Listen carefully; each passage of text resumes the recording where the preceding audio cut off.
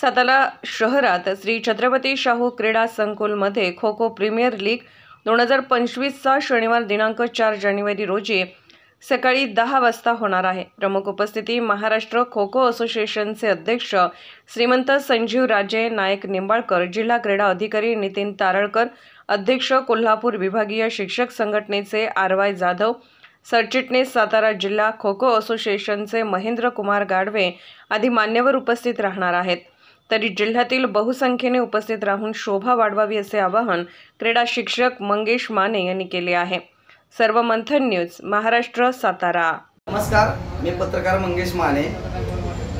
सातारा जिल्हा kho kho premier league 2025 4 आणि 5 जानेवारी रोजी छत्रपती शाहू महाराज स्टेडियमला होणार आहे।